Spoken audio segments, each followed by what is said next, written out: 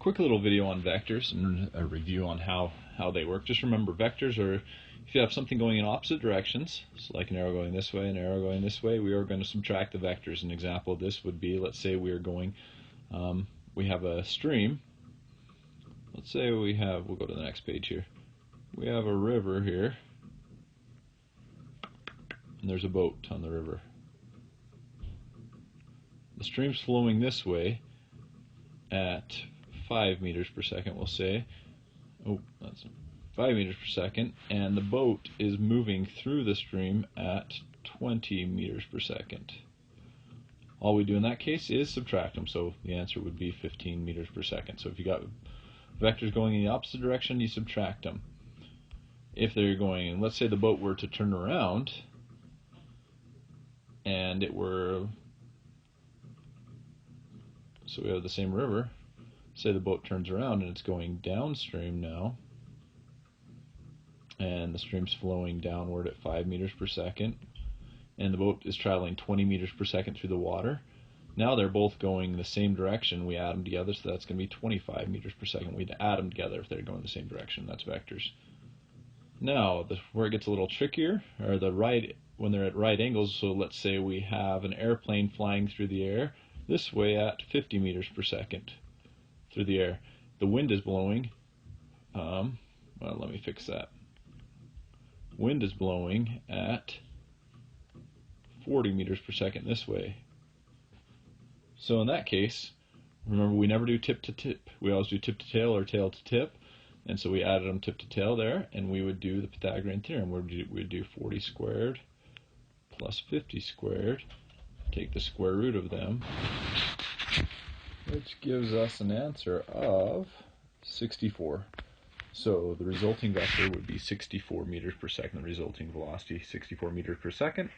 That way, we can do that in a different color just to show. That way would be the resulting vector. Now the last one. This is the trickiest, but not that bad. This is if you have vectors at any other angle other than at opposing, the same direction, or at right angle. We've talked about those three. Let's suppose we have a plane that's flying 45 degrees, let's say 45 degrees south, or 45 degrees east of north. So we're going to do it like this. So the plane's flying 45 degrees east of north, so 45 degrees from the north right here. And there is a wind coming directly from the west. So let's say it's 45 degrees west to north at, we'll say, 100 meters per second. And then there's a wind coming from the west at exactly 50 meters per second. Now remember, you have to put them tip to tail, so I can't put it like that.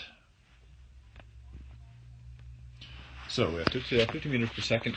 So what we do is we're going to do the law of cosines in this case.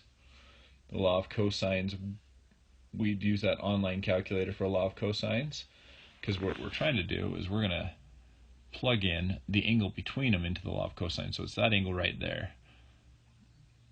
So the law of cosines is a squared plus b squared minus 2ab cosine theta. So the theta is this angle right here. But we're going to use that law of cosines calculator. So first we have to find that theta, though. We have 45 degrees right here. Right here is 45 degrees, and then this angle right here is going to be 90. And so I just add 45 to 90, and that's going to be our 135 degree angle between our two vectors.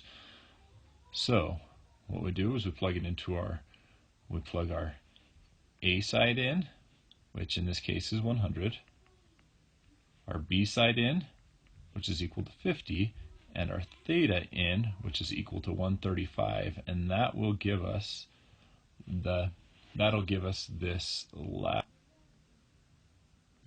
last one right here, what we actually need, that vector. And so when we plug all that into our law, we get a velocity of 139 meters per second, or 139.9, so we'll say 140 meters per second is the resulting velocity of those vectors. Now the law of cosine calculator, just type in on Google law of cosine calculator, it'll pop up. So law of cosine calculator will pop up, so you can just plug those three values in and it'll give you the answer. The trickiest part is just finding out what the actual angle is between the two of them. You got to make sure you put it tip to tail. and not tip to tip or tail to tail. And there are the 3 ways that you add vectors together. Well, I guess 4 ways if you count opposite directions you subtract, same direction you add, right angles you use Pythagorean theorem, and any other angle you use the law of cosines.